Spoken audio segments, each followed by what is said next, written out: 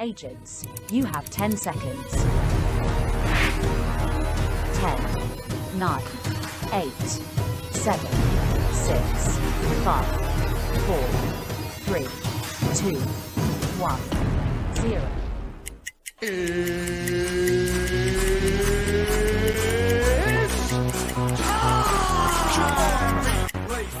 Second, 2 out, Palmero over the head of Jenks.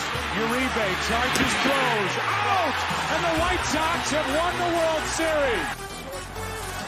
Open, Chicago with the lead. Chicago Bulls have won their 6th NBA championship. Under it, and to the middle with the 15, to the 20, breaks free of the 25, to the 30, to the outside, 40, midfield, 40, 30 to the coast, 20, 15, Hester 5, touchdown Bears! Time in 6 seasons, it's one goal achieved. The Chicago Blackhawks win the Stanley Cup. A little bouncer slowly toward Bryant. He will glove it, throw to Rizzo. It's in time, and the Chicago Cubs win the World Series.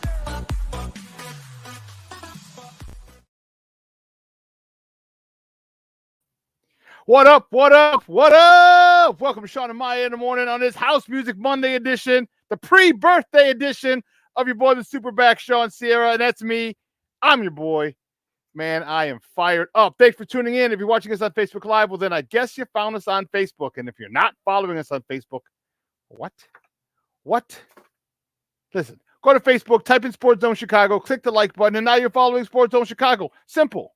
But wait, there's more. Go to the show's page. Go to Shawn and Maya in the morning. Go to that page as well. Like that page as well. And now you're following the show's page and the network's page. Awesome. If you're watching us on our YouTube channel, excellent. And if you're not subscribed to our YouTube channel, for real, listen, go to YouTube, type in Sports Zone Chicago, click the subscribe button. But in addition, click the little bell next to it. All right, that's the notification button. That'll let you know anytime a show from Sports Zone Chicago is going live. Get it? Got it? Good. Now, if you're watching us on our mobile app, yay. And wait, you didn't know we had a mobile app? Come on now. Listen, if you stop what you're doing, because I'm about to ruin the image and the style that you're used to. Stop it. Wherever you get your apps from, whether it's iTunes, Google Play, Amazon, Walmart, Kmart, 7-Eleven, Zayre, Zemsky, Macy's, Montgomery Ward, Venture, Woolworth, wherever you get them from. All right, you go there, you type in Sports Zone Chicago, you download it. You take us with you on the go. So not only do you get Shawn and Maya in the morning 3 days a week, not only do you get our other live shows throughout the week, not only are they archived there like they are on Facebook and YouTube, but I'll tell you what, we give you a slew. And I mean a slew of articles, thanks to my man Clarence, Counsel III. Big up to Clarence for keeping you abreast of all articles, Chicago sports related. Yay. Now, if you're watching us on our app, that's what I'm talking about, baby. And if you don't know, you better ask somebody.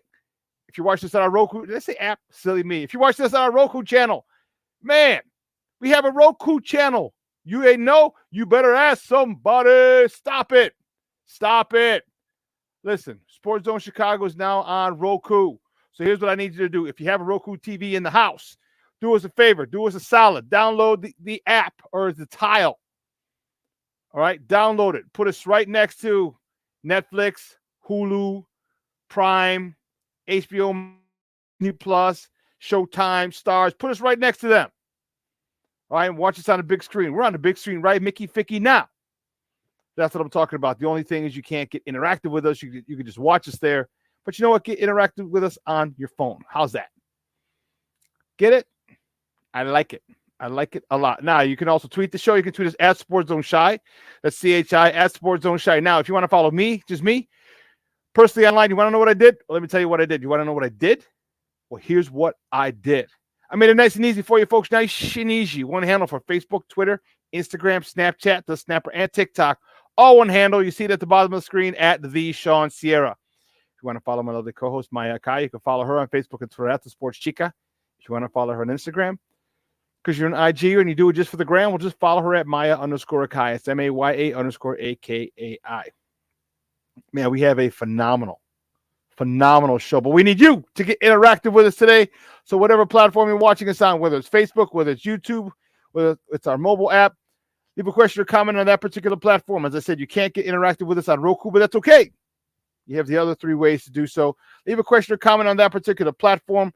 It'll come up here, and you know what? We will put it on the screen.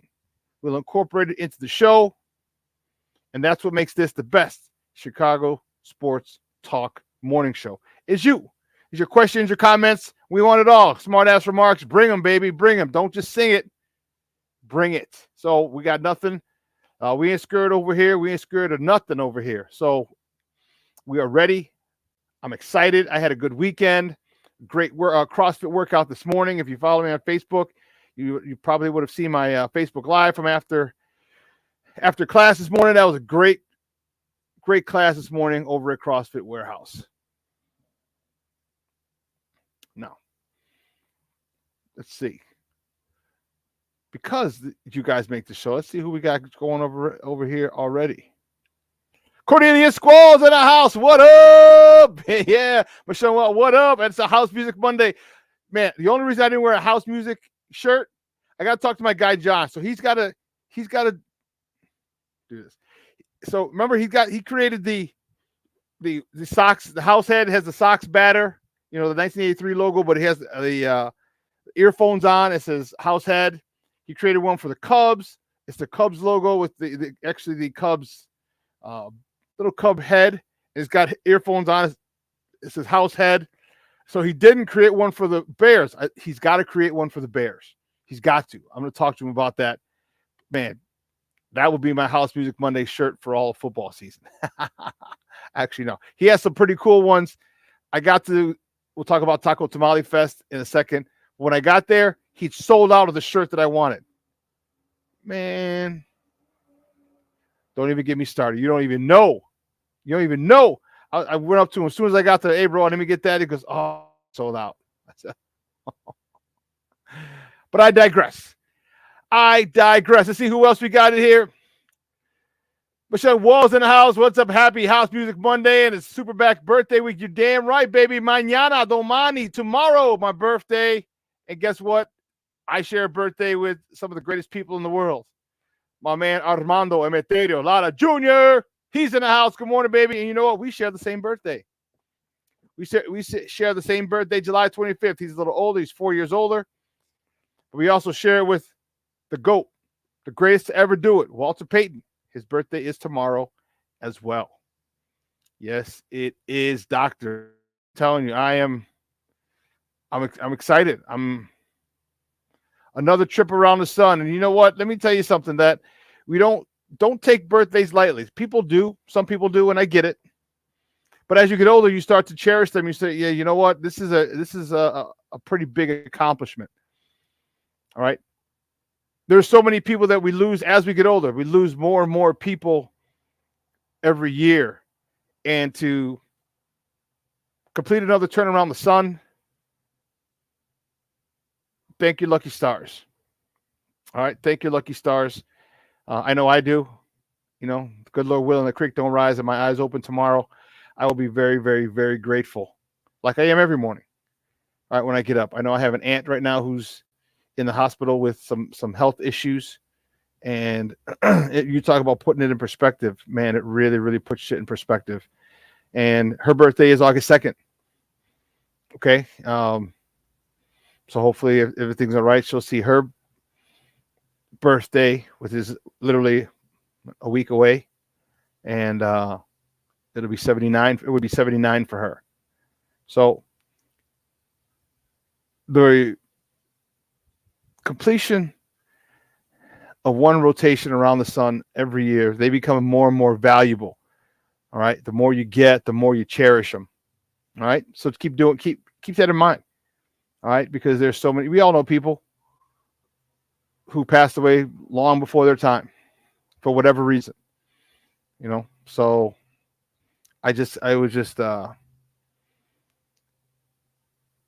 on my Facebook page, how they have memories. I got one a couple of days ago, and we had just I had received a memory from Facebook. It was when I was at Curie. So the people from Bolingbrook, for those of you who don't know, I was an assistant coach, defensive coordinator at Curie. We won a city title, went to the Prep Bowl in 2010. On 2009, we had a student who passed away on the field. He was actually on the sideline, but he passed away. We were at Bolingbrook, and Bolingbrook had they planted a tree for him, and they created a little plaque, Bolingbrook High School, and then they sent us a plaque, and we planted it.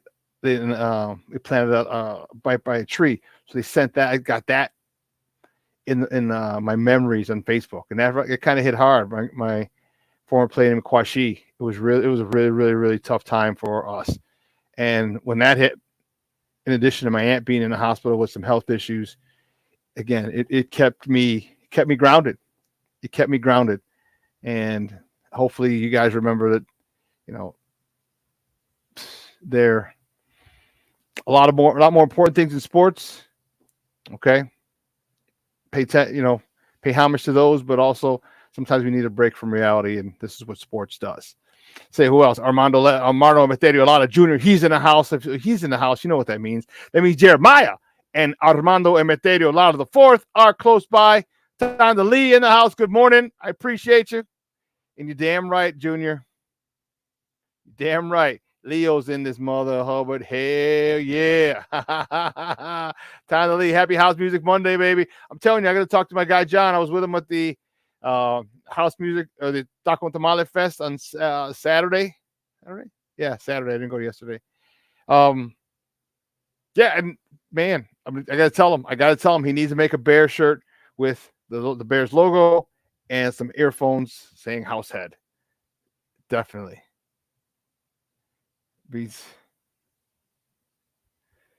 Oh yeah. Man, listen, when I say we got a phenomenal show, we have an awesome show. 9:30, my man, our guy, Evan Altman from CubsInsider.com. He's going to join in. Are the Cubs buyers now? Are they buyers? Because you hear a lot of even some outlets are saying they should still sell. What? We're going to talk to Evan Altman, get his thoughts on the Cubs. Cubs we'll talk about them in a second. But the Cubs coming off a nice little hot streak, and they're in quite a conundrum. They put Jed Hoyer in quite the conundrum. Buyers or sellers? Buyers or sellers? Buyers or sellers? We're going to find out what Evan Altman thinks at 9:30. At 10 o'clock, my man, Glenn Morgan, he's joining us from NBC Sports Chicago. We're going to talk Bears, baby, tomorrow, mañana, which is why I'm all geared out. I'm all decked out in my Bears gear tomorrow. Players report Wednesday, first day of practice. They're on the field. Ooh-wee. I'm excited. I am excited. So going to be one hell of a day, one hell of a week. My birthday, Junior's birthday, Walter Payton's birthday. Okay. Yeah. There's a couple other people whose birthdays are today, which is really, it's so funny. Let me double check. I know I have to make sure one of my friends, her birthday, here you go. I have to make sure because I think her birthday is today as well. Yes. All right. So I want to say happy birthday to my friend Judy from school, from Holy Cross, Judy Gonzalez. Happy birthday, Judy. She's out in Massachusetts running marathons and all this other crazy stuff. She's a beast. She's a beast. Happy birthday, Judy. Happy birthday to my girl, Sakina. Long story short, I just reconnected with Sakina. I remember Sakina and I grew up across the street from each other. Actually, her grandmother was across the street, and her grandmother would watch her all the time. So I knew her. So when did we move here? In 79. So I was 8 years old. So I knew her till I was 8, and I just lost contact with her. And then about a month and a half ago, it was on Facebook. She replied to one of my friends' things, and I knew I didn't know too many other girls named Sakina. And I DM'd her. I slid into her DMs. And I was like, hey, are you the girl who, would go by your grandma's on 18th Place in Morgan? She said, yes, I am. And I was like, oh my God, it's been 40 something years. So her birthday's today, is today. So I want to wish her a happy birthday. She's having a birthday party next week. So I'm going to head out to there. It'd be great to see her for the first time in 40 something years. It's going to be crazy. So, yeah, it's nuts though, man. Tomorrow's my birthday. I'm excited about it. And then my girl, Patty, not Patty Lara. No, Patty Hernandez. I taught with her at Little Village High School. She's somewhere. She's not home now. She's traveling for her birthday. But I want to wish Patty Hernandez a very, very happy birthday as well. Whew. Oh, she's a dean of students at Northlake. Okay. And then tomorrow, all my peoples. I'm excited. But guys, listen, let's get it started, baby, because we're jumping off at 9:30 with Evan. And so you know how we do, folks. The first segment of every show here is called Top of the Morning. It won't come just when you want it.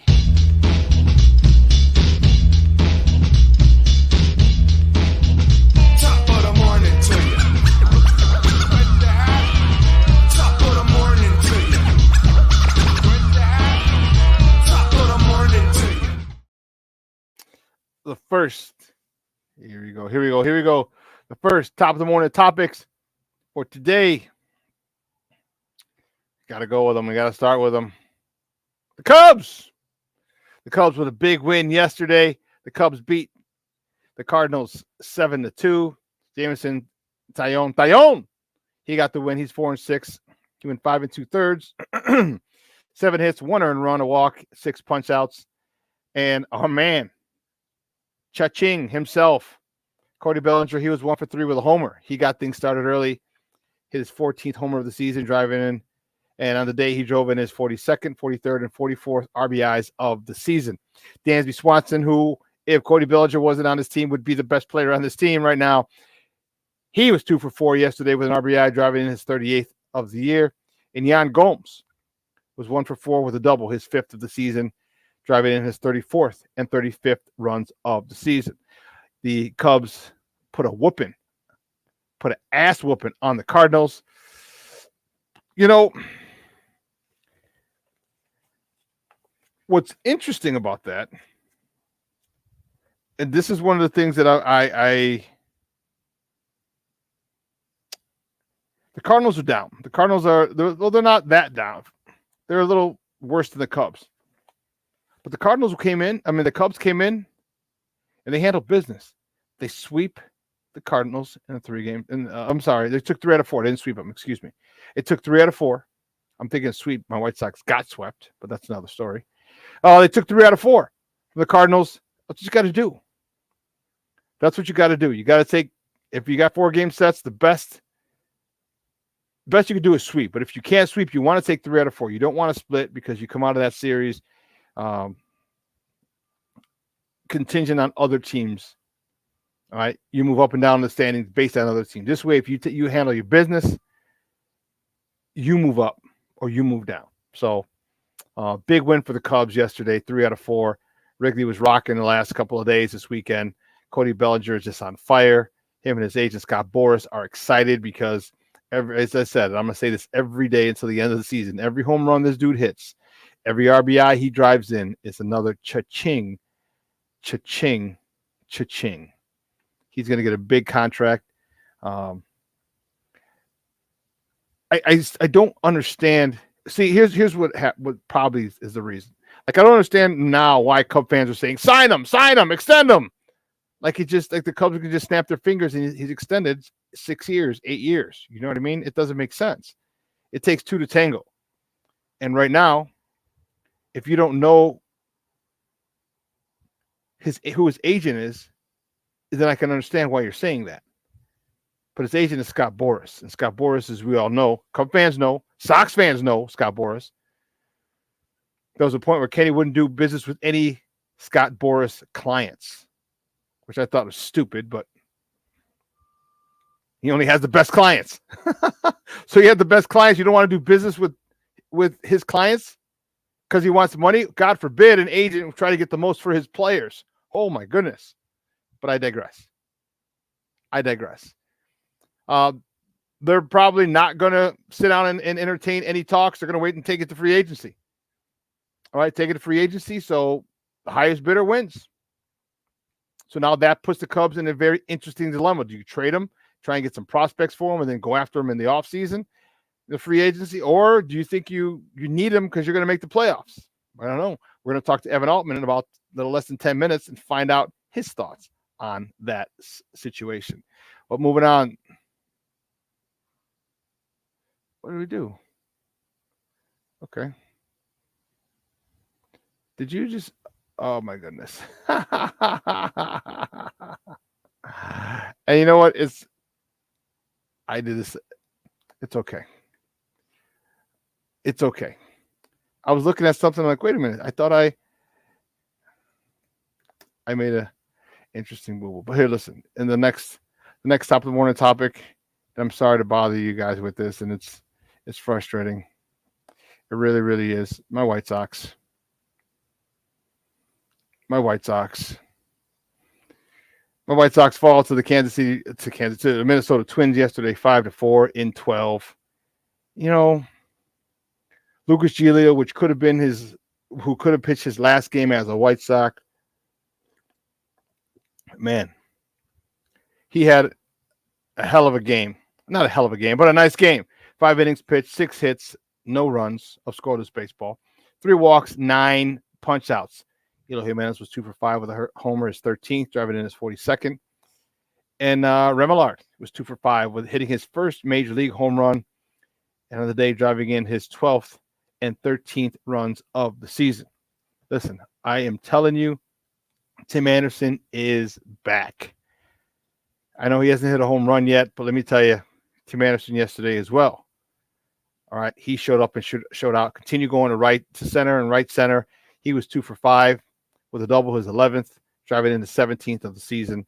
And I'm telling you, when Timmy starts going oppo, he starts going to center, back up the middle, and to right field. Watch out, he's dangerous. And right now, he is dangerous. I got to get the numbers. I'll do the math. I get the numbers to him since he came back from injury, or even just after the All-Star break. Because right now, this dude he's looking good. Looking good. But unfortunately, the White Sox get swept by Minnesota. And for all intents and purposes, not even for all, it's over for the White Sox. It is over. There's no ifs, ands. They're 12 games back, 19 games under 500. I mean, are you not even embarrassed? Okay, this is the thing. This is why Sox fans are so disenchanted with this franchise. All right? I don't even want to go. I'm probably not even going to go to the Crosstown. That means giving the Sox money because it's the Sox Park on tomorrow and Wednesday. So I have the option to go tomorrow and Wednesday. I don't even want to go. I may go Wednesday, and if I do go, it'll be under protest. But this is just utterly ridiculous. Utterly ridiculous what they're doing there. It's yeah.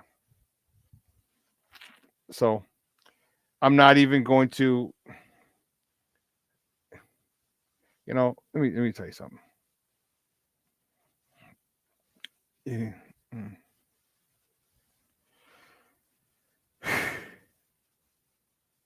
They have made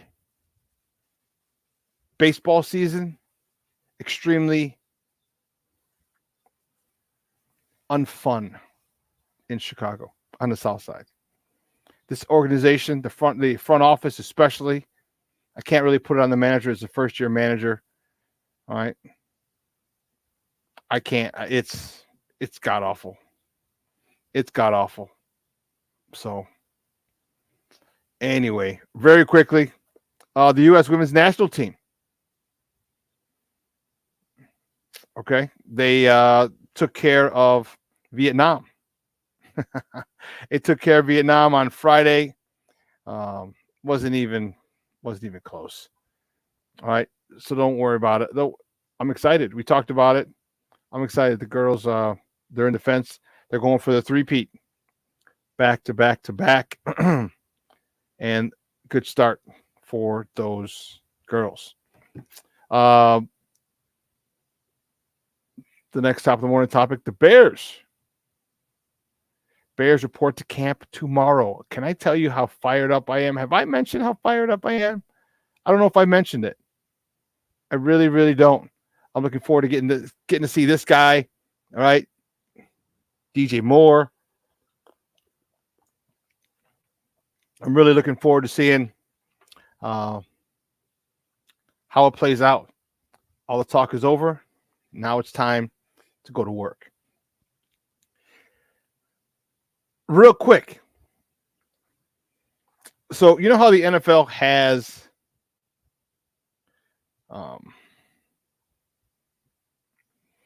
their NFL rush jerseys, but sometimes they have the throwback jerseys. The Bears have the one, the all blue one with just the orange stripes. Remember, they used to have the up and down, the vertical stripes that people didn't like. But I think the NFL did something really, really cool. Tennessee Titans, for those of you who are not old enough to remember, the Tennessee Titans were the Houston Oilers, which is why Houston got an expansion team, which is why they have the Texans. Once the team left Houston, Houston was not happy. They still wanted a team, and then they finally got the Texans. But the Tennessee Titans were originally the Houston Oilers, and their uniforms were dope. They're a nice powder blue, Earl Campbell, powder blue and red, very similar to the colors, almost exactly the colors, not almost, but exactly the colors of the Chicago flag, which I think is pretty cool. You saw how the Bears wear their throwbacks. You've seen how the Patriots wear their throwbacks, the red and white ones with the Patriots centering the ball. Well, guess what? The Tennessee Titans will wear the Houston Oilers throwbacks coming up this season. If you don't think those are fresh, you and I cannot hang out ever. Here you see Derrick Henry. This is the unis. Those are tight. Those are tight. They had their own song, Houston Oilers, Houston Oilers, Houston Oilers #1. If you remember, there's a few of us who probably do. Those are tight. Those are tight. But let's see real quick.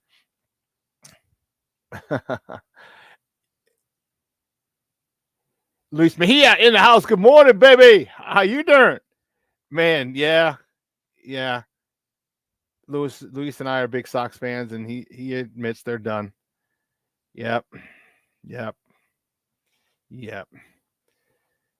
know, the crosstown civil war begins tomorrow. It does. It's not even going to be fun. I think the Cubs are going to sweep. I think they're going to sweep the series here at Sox Park. You know, Junior, you're not the only one, bro. 2 seasons ago, I thought, wow, this Sox team is going to be good for years to come, and then this happened. Yeah, you're right. Earl Campbell, yeah. Luis, their training camp is going to be in Lake Forest. Remember, they moved it from Bourbonnais a few years ago. So you have to it's free. You just have to go online and get a ticket, park in the Hawthorne Mall, and they have a shuttle bus going back and forth. That'll take you to the practice. But listen, we got to take a quick break, and on the other side of the break, my man Evan Altman is going to join us. We got some Cubs to talk. What are they going to be, buyers or sellers? We're going to find out. We're going to talk to Evan Altman on the other side of the break, so don't go anywhere, folks. Keep it locked right here. Shawn and Maya in the morning on Sports Zone Chicago.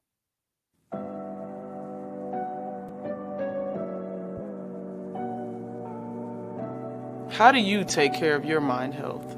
For my mental health, I meditate in the mornings. I have my dogs.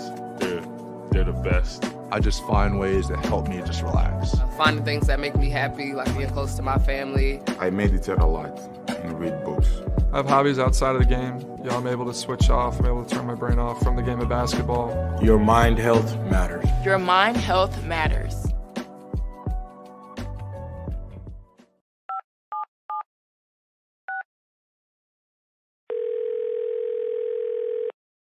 Yeah, hello. I'm really not sure if this is what you all do, but I really don't have anywhere else to turn. Hi. I don't even know why I'm calling right now. I'm sorry. My thoughts are going a mile a minute. My kids are out of state. My buddies from the army are all gone now. I'm really alone. I left the service last year. My mom just passed away a few months ago. I missed so much time with her. I keep getting calls about the bills, and I'm trying to get a job, but I feel so stuck. Okay, ma'am. I'm glad you called. Okay, sir. Let's stay on the line and walk through some things. Thanks. Okay, Thanks a lot. thank you. Hey, it's your boy, the SuperBack, Shawn Sierra, and be sure to follow Sports Zone Chicago on all social media platforms on Facebook, Instagram, and our Roku channel. You can find us at Sports Zone Chicago, and on Twitter, we are at Sports Zone Shy. Also, be sure to download our mobile app so you can take Sports Zone Chicago with you on the go.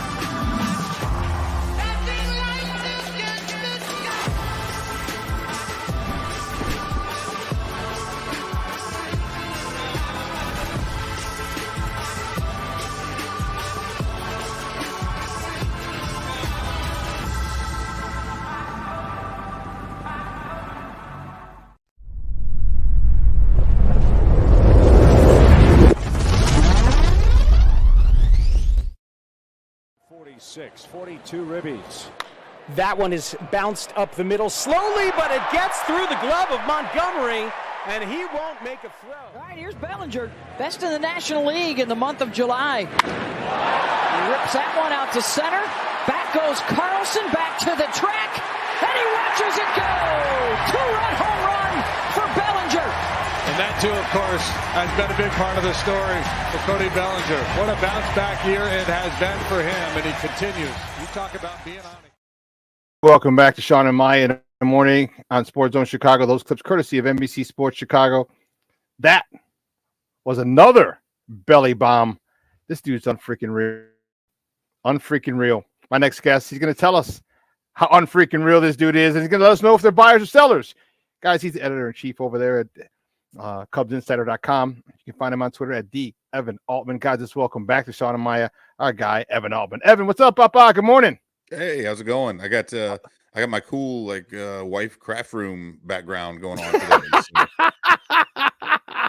I was looking back. I'm like, that's not a bra hanging on that, is it? Yeah, I hope not. I don't think so. I don't know. It's not one of mine anyway. Sometimes you gotta flip the script, man. Keep it on your toes. Oh man, I love it. But I do. I'm loving that hat, Papa. I'm loving that hat because Wu-Tang is for the children. Absolutely. Hey, looking forward to. I'm actually taking my son in a couple weeks. We're actually going out to Cleveland to see LL Cool J. But the reason we chose that one specifically is because Method Man and Redman are playing with him. And he didn't get to see Meth when we saw the Wu-Tang earlier, so now he gets to catch up on Meth and Red. So nice. I'm getting him his culture, so we're good. Oh my goodness, that's dope. Is that a Rock the Bells tour or something? Yeah, it's this is his first stadium tour in like 25 years. So it's LL Cool J, Rakim, MC Light. Jesus Christ, you're taking him to a master's class. Yeah, that's DJ not even... Jazzy Jeff is like DJing in between and stuff. So yeah, I think Common. I don't know if Common's on this. There's like a rotating cast, right? So like some of the sets will have Salt and Pepper will be there, and there's some other, but I think largely it's like LL and Rakim at most of them. I think Common might be at that. So yeah, it's basically like, here you go, bud. Like, hey, you get to see Wu-Tang and Nas and Busta Rhymes last time, so now let's check off a few more like top all-time hip-hop artists. Dude, that's dope. So I'm pretty stoked. In Cleveland, huh? When's that? Next I want to say it's like August 12th, maybe. Okay. Yeah, because they were coming through here in Indianapolis. That show actually ended up getting canceled, but that's like I said, if I can go see Meth again, Method Man and Redman and America's Most Blunted. It's a ton of fun. Dude, that's awesome. Have a great time, man. But you know what? Speaking of a great time, you got to be happy as a pig in slop over there. You and the rest of Cubs Nation. The Cubs are just Took 3 out of 4 from the nasty Cardinals, their old rival. Talk to me about that. This was a big, we've talked about Belly all year. Bellinger is just, real quick, where would he be if he didn't get injured? Remember, he was out for about a month. Where would this son of a gun be? Oh my goodness! Speaking of America's most blunted, like every time you see that dude, it looks like he just blazed one, right? Like he's just got kind of that look. Cody, you're on deck. Yeah. Hold Oh, on. Yeah. Put down the one hitter, Cody.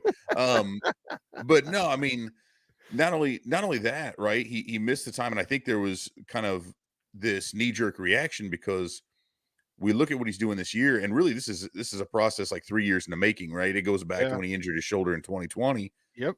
Just in the NLCS when he was with the Dodgers right before their fake World Series championship. And he had the leg injury, he had all these things, and he finally got back around to it. But yeah, you look at these numbers he's putting up. It took him a while. He was out for about a month. He was really just right before that, and certainly after it for a while. It took a while to get back into the groove. But now we're looking at this dude who's maybe the hottest hitter in baseball, certainly in the NL Central of the National League, playing stellar defense in center. Played a little first base and looked great over there when he was kind of working his way back. Yeah. And, we joke about kind of his demeanor and seeming like he's kind of this hippie that got transported out from the free love era or whatever. But I think that part of that is this super easygoing mentality, right? I mean, he's a hard driving dude and he's competitive, but he's such a positive force, I think, in that clubhouse, right? That makes it really easy with the highs and the lows that come with baseball to have a dude like that who I think just gets along with everybody. Like who could be upset with this dude? He's just a chill kind of a cat. So yeah, it has been, he's kind of, the rest of the team is contributing. So it's not like his heater is the only thing that's helping him win. But right now he's that dude who they haven't had for a long time, who you can look at and be like, every time he comes up, and it might be, an RBI ground out, right? It might not always a home run. Doing. Yeah, but he's doing something. Yeah, you want to watch this dude's at bats because something's going to happen, and he's contributing. So, it's a good bad though, because with every one of those hits, with every home run that he hits there, one or the other, right? It's either you can look at it and say, well, hey, his trade value is going up, or you look at it and say, man, it's going to cost a whole lot more to sign this dude next year, right? Dude, either way, he did himself a hell of a favor with this 1 year deal. It's a great investment into himself. Dude, you must have been listening to my show because that's what I said. I said, but every home run and every RBI this Joker drives in is cha-ching. Yeah. Cha-ching. Scott Boras is sitting there just rubbing his hands together. And it goes back to it, right? There were reports that Bellinger had some multi-year deals on the table, 2 years, whatever, because a lot of people were, and a lot of folks, a lot of Cubs fans even thought that it was silly to guarantee him 17.5. He's making 12.5 this year. He's got an option for next year that he's certainly going to turn down, and he gets a $5 million buyout on it, right? Like but he wanted a 1 year deal specifically because he felt, and his agent felt, he would be able to bounce back fully healthy, new situation, kind of change the mindset a little bit. And a 1 year deal was the best way for him to preserve, grow his value, and then parlay that into a long-term deal moving forward. And he has done exactly what he planned on, because we don't always see that, right? No. But and realistically, when you look at it, it's a tremendous value. Whatever happens from, right, the Cubs have gotten tremendous production from this guy. Maybe they work it. Maybe it ends up in a trade. Maybe they end up getting him to stick around. Who knows? But that kind of, in this economy, right, this baseball economy, $17.5 million for a dude who's performing at a near MVP level that's nothing, right? That's an easy investment for them. No such thing as a bad 1 year deal. And he's going to parlay that into something in the 9-figure range moving forward, right, to secure his services for the next 5 or 6 years or whatever it is after this. So, I mean, this is a win-win all the way around for everybody.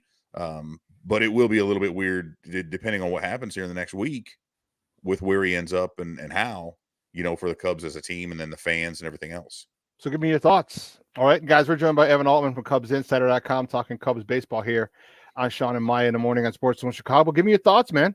I mean, what do you do? I mean, you're not too far back.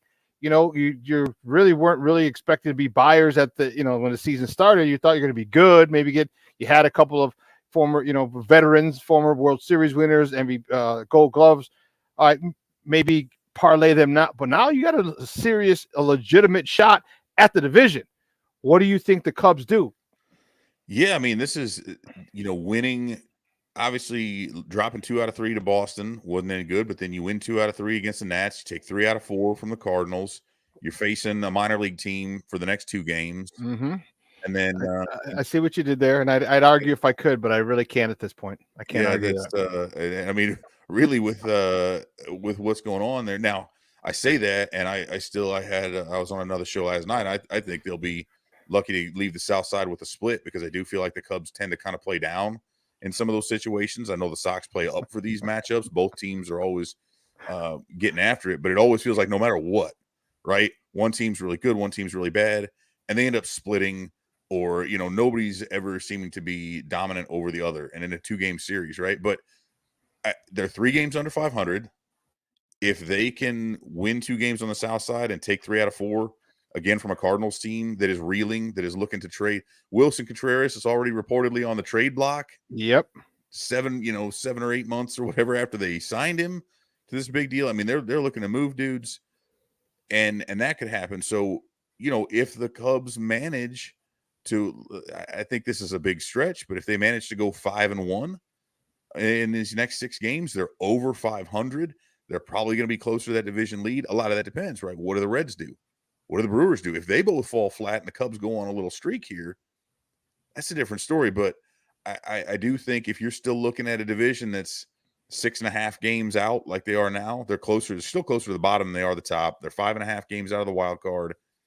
I think if they're below 500 and those numbers remain about the same, they split these next 2.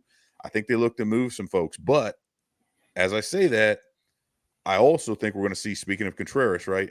Now we heard the stories about Dusty Baker didn't want Contreras based on the situation. He kind of scuttled the trade that was in place. But from that point, Jed Hoyer was not comfortable moving guys just to move them. We know he had a very high reserve price on these players and say, hey, if you're not going to meet the price, we're cool walking away from the table. And I think that's what you're going to see with Cody Bellinger. They're not just going to take a player for him. Oh, you can't. Just to say it's a trade, right? You say, hey, you're giving us a top 100 guy. You're giving us somebody who we need in the system who's going to impact our team, if not this year, then next year and beyond in a meaningful way. And if not, we are comfortable holding on to him for the rest of the season, hoping we can go on a run and get hot. We'll give him a qualifying offer and take the compensatory draft pick, which is really nice at number 69 for them for next year, I believe is where it falls in. So I think that's where it goes, right? They're not committed to anything right now, nor should they be. And I think that's the position you've got to be in. You can't sit there and say, we're going to sell, which the Cardinals have done. They've said they're going to move dudes. You remove a little bit of leverage there. So, again, I think it's a fluid situation. We're not going to know until August 1st. My guy, Jameson Taillon, has started to come around a little bit. He was one of the wild cards. He was one of the big free agent signings in the offseason. They were hoping he would come in and pitch at the level that they expected. He didn't really live up to that. He's starting to turn that around a little bit. How huge is that with his turning it around, in addition to the professor turning it around? I mean, coming back and as strong as it may be stronger than some people anticipated, with Marcus Stroman just being what lights out at the top. Talk to me about Jameson Taillon and his, I don't know, maybe resurgence right about now, right before the break. Yeah, I mean, that was huge. It coincides a little bit with Drew Smyly kind of falling off, right? So Smyly started out high. And I mean, I shouldn't really say that because Smyly's been on a downward trend for really a couple months now. It's been pretty rough since late May. But it really does solidify. If you're looking at 4 solid rotation options, obviously you'd rather have 5, clearly. But he went in and destroyed New York. Gave up a couple runs early in his start after that, but then settled down and held it. We saw him pitch a really good one this last time out, and he started to figure some things out. I think a lot of that, the Cubs got him. They tweaked his repertoire a little bit, wanted to give him this sweeper, and I think that got in his head a little bit, right? And he's trying to force things. He was early, You want to make a new impression at the new job. I want to make people happy. I want to listen to what they're doing. And they say this will make me better. Cool. I'll work on that and try to do it. But I think that screwed him up a little bit. Again, with his repertoire, the way he pitches, the way he knows how to attack hitters, and he was just forcing it. And I think once he's settled in a little bit more now here in the second half, we're seeing a different pitcher. If he can slot in there at that 3-4 spot, probably more 4 if Hendricks is pitching at 3. Here's the thing. I've had a lot of Cubs fans say, why should they bother going for it? They'll just get beat in the playoffs. And my counter to that is this team could, if they make the playoffs, you telling me a number 1 and number 2 of Justin Steele and Marcus Stroman, whatever direction you want to put them, and then you've got Hendricks as your 3 pitching the way he is, there's not that many teams in the National League that can boast the top 3 starters.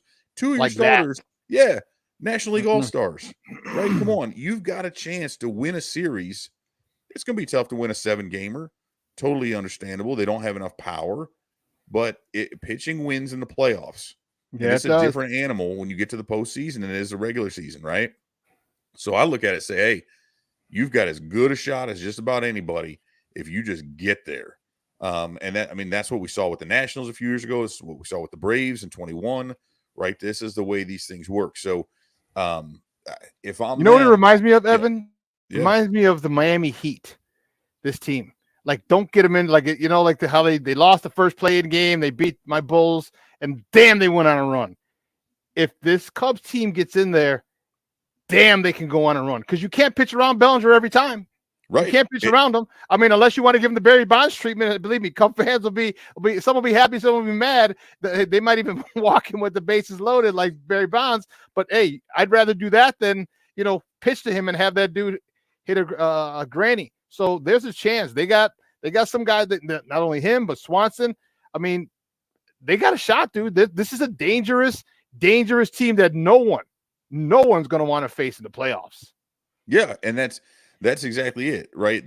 That's what it comes down to. Now, the flip side of that, obviously, we know pitching wins championships, but you can also look at it and say, teams that out-homer their opponents win in the playoffs as well. And the Cubs are lacking power. Jed Hoyer's talked about that. He mentioned it again recently, but he also talked about that in the winter, and they haven't done anything to meaningfully address it because, hey, Bellinger's been great, but you're talking about your center fielder, right? The trouble spots for them right now. What are the 4 positions on the field that should be supplying your most power? First, third, left, right. Patrick Wisdom's got a ton of thump, but, he's not really an everyday guy the way they're doing that. But Ian Happ and Seiya Suzuki haven't really come through with as much power as they want. The Cubs have a gaping hole at first base, and they're not getting enough production there. So that's the other thing. But, again, you can upgrade that. You can make a move at the deadline. Yeah. It doesn't need to be huge. But you upgrade that lineup a little bit, you get a little more consistency there, and then you can help ride those pitchers and get enough pop so that you can drive one out in those games that really matter. So, I'm not saying they will go out and do that. Like I said before, I don't know if we'll know that for another week yet. But we're not talking about a team that needs to go get 4 superstars to suddenly make this work. It's not a big effort. It's just a matter of, are they willing to do that? Because I'm also a firm believer in the fact that you can make your team better without having to do these major upgrades. And I think it's really a good thing to make these incremental. We don't want to go rebuild. And then what happens is in 24, you have to win now. You can't do a 4th year of this. If you put yourself in a position now at the deadline to upgrade the team a little bit heading into the winter, not only does it give you a better shot at the playoffs, it makes more sense in terms of your offseason strategy and how you go about building your roster. So I still want to say they're going to be buyers, but again, we'll see. Yeah, we will. And you know what? I think you're right. I think another bat is going to be huge for this team. It's going to, especially if they, like you said, come out 5-1 in the next 6 games, which they have a really good shot at. And here's the thing. It's not just the talent that they have, it's the mentality that they have. That combined with the talent, because Ian Happ, come playoff time, these guys just about not just about. Some of these guys are playoff tested. You got Bellinger, you got Swanson. You have a lot of guys who are playoff tested. Obviously, Belly's MVP, World Series champion, Okay, you have some of those on the team, but the way that they play for David Ross, I think it gets turned up a notch in the playoffs. And to me, when you get a team with a good mentality, a good mindset, there's really no wild cards, no one you're really worried about on the team. This team is all focused. They're all on the same page. In addition to, listen, the talent, the mentality, it's a team that I think can really, really go deep. I don't know about World Series deep. No, let's not get crazy, but they can go in there and they can make some noise. Especially, you just mentioned those three pitchers, the starting three for the series. But then if you have those starting three pitchers for a series, you guys can come in and now the other two pitchers can come in relief. There's a lot of good stuff going for the Cubs right now, and the next week or so is gonna determine if they can really do what Cub fans think. Take the division, or at least get in the wild card and make a run in the playoffs. I think they can. I think, and I'm gonna have to put up with a lot of talk from my Cub fan friends. Let me tell you. Yeah, I mean, it's the same. I mentioned the Braves and the Nats, and we've seen. We could add other teams into that mix, but I think a big part of we talk about just make the playoffs and you can go on a run, but in order to make the playoffs, you will have to have gone on a run as it is to take that division to make up those 6.5 games. So you're talking about a team that's going in hot to begin with, if they're able to do that, right? You talk about the Heat as well. All it takes in a lot of those is not all it takes is momentum, but you take that talent, you take the mentality, and then you add that momentum to it. So if they were to make the playoffs, they would be doing so coming off of a very hot stretch in August and September, right? They would, that's a necessity in order to even make it. And so I think that has a lot to do with it. my guy Junior, he's like Mondo and his son. Mondo and I will remind you, they're Cub fans. They will definitely remind me. We got a thread on we have a three-way thread, and he'll just randomly just text us, "Go Cubs, go." That's awesome. Hey, Evan, great stuff, Papa. I appreciate it. Do me a favor though, let everyone know where they can find you and your work online. Absolutely. You can check out CubsInsider.com. If you want to, like us on Facebook, you can just check out Cubs Insider there. You can go on whatever Twitter's going to be called. It's changing to X or whatever it is. You can check out Real Cubs Insider there. Or just, again, go online, check out Cubs Insider, and we got a lot there for you. Man, the Cubs are making baseball fun in Chicago because unfortunately my guys on the south side Somebody's got to. Pissing me off. I'm telling you, I have tickets for the crosstown. I have opportunity for tickets for the crosstown tomorrow because tomorrow's my birthday, and on Wednesday. And I'm like, I don't know if I want to give the Sox my money. I don't know if I want to give my money. But yeah, that's not you want to go enjoy your birthday. Hey, they got some great beer and food selections there. You can have fun regardless of what's going on with the game. So, See, the only problem, there'll be too many. If it was just a regular game, maybe, but there'll be too many Cub fans there. Yeah, it's true. It's true. All in my face. I'm like, get out of here. Well, we'll see. Hey, man, we'll talk to you soon. I appreciate it, man. And if I don't talk to you before you head out to the land, enjoy that show, man. That's gonna be a dope ass show, bro. Absolutely will. Thank you. And again, happy birthday, man. Thanks. I appreciate it. All right, take care. All right, now. Guys, that's Evan Altman from CubsInsider.com. Man, this week's gonna tell. This week is going to tell. You come out. He said if they come out with the next two series, they'll probably be buyers. If not, then they'll start moving people. This is, I don't know. Does Jed want to be a buyer? Do you want to be a buyer if you know you're not going to win a World Series? If you know you're not a serious contender in for the World Series? Do you want to be a buyer? Or do you want to start replenishing or getting people back because you know you're going to lose Bellinger? Or put it this way, he's not going to pick up that option. Okay? I think that was a great move by Boris and Cody Bellinger.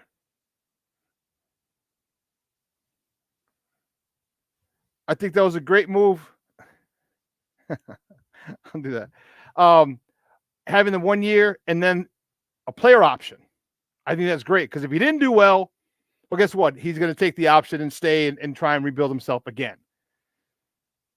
Great move on their part.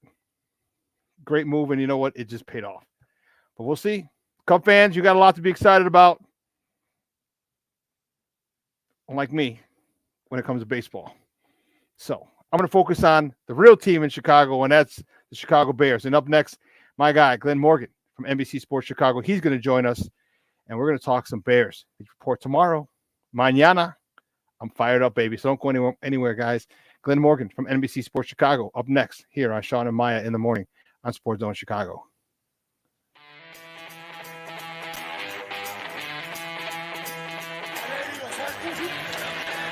Off the fake. Fields against the grain. Finds Jesse James. Field. With time. Delivers down the field. And Tom Murray. Still running.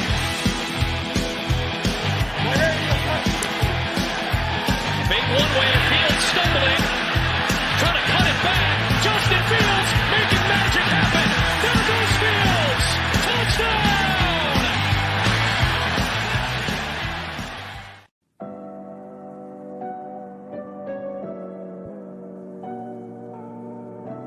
How do you take care of your mind health?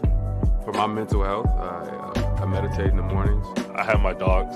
They're the best. I just find ways that help me just relax. Finding things that make me happy, like being close to my family. I meditate a lot and read books. I have hobbies outside of the game. I'm able to switch off. I'm able to turn my brain off from the game of basketball. Your mind health matters. Your mind health matters. Hey, it's your boy, the SuperBack, Shawn Sierra, and be sure to follow Sports Zone Chicago on all social media platforms, on Facebook, Instagram, and our Roku channel. You can find us at Sports Zone Chicago, and on Twitter, we are at Sports Zone Shy. Also, be sure to download our mobile app so you can take Sports Zone Chicago with you on the go. Everybody in a work zone is someone's somebody. This is my mom. She works for KDOT. This is my dad. This is my mom. This is my daddy. This is my sister. This is my daddy. This is my son, Scott. He was killed while working in a highway work zone. When you drive through a work zone, drive like a life depends on it. Because it does. Order up. When I want to give up, I try to focus on getting to the next minute, then the next hour, and the next day. It might not seem like it right now, but there are people out there like me who want to listen and support you for the long haul. And I found someone to talk to, someone who listened. You are not alone. Hey, this is Dr. J, and I listen to Shawn and Maya in the morning.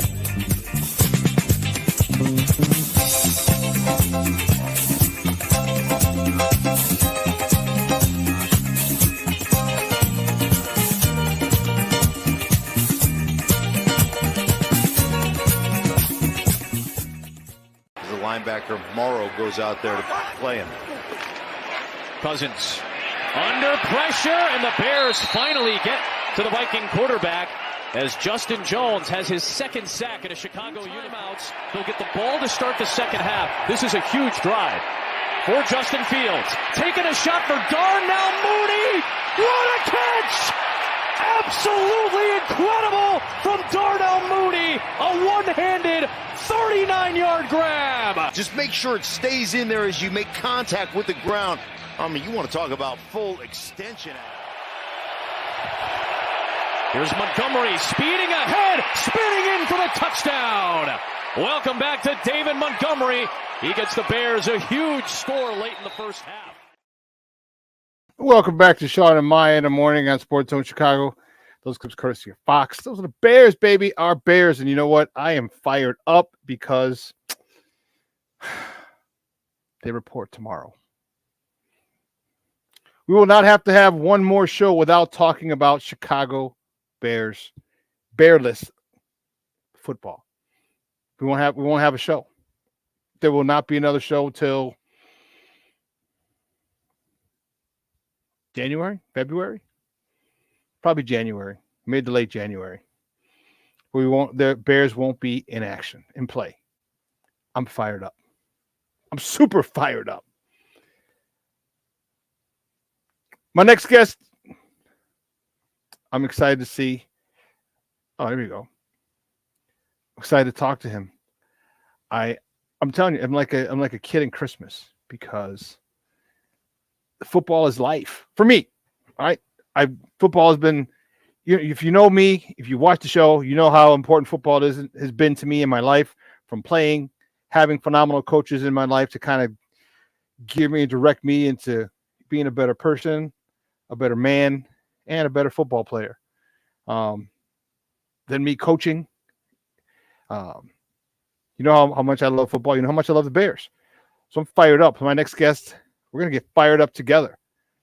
I know, because he's going to say some shit, and I'm going to get hair on my arms going to stand up. I'm going to get ready to run through a brick wall. My playing days have been over. My next guest, you can catch him on NBC Sports Chicago. He's one of the hosts of Football Night in Chicago. You can find him on Twitter at True Glenn Morgan. Guys, just welcome back to Shawn and Maya. Good morning. Glenn, what's up, Baba? Good morning. Hey, what's going on, man? How you feel? I feel phenomenal. Phenomenal. Great weekend. Great workout today. I'm definitely going to take a nap after the show. Yeah, sorry for the picture here. I'm having some technical difficulties today, so my bad on that. It's all right. How excited are you? I'm fired up. As a fan, yeah. I'm fired up. As a guy who talks and covers, the Bears, I'm fired up. How fired up are you? Because now it's not speculation. Now we we see them. Now they're there. I mean, unless you're Chase Claypool, but that's another story. Right. But other than that, how excited are you about tomorrow? Because as I said, this is the last time that we won't be talking. We're going to talk about the Bears without them in action. They are in action from now until, knock on wood, right? Mid-January. Because I don't think they're going to the Super Bowl, but mid-January.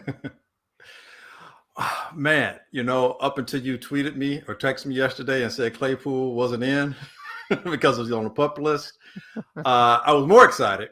Now I'm still excited, but I'm a little reserved. It's like, man, it's like reality. All those things we talked about or we mentioned before.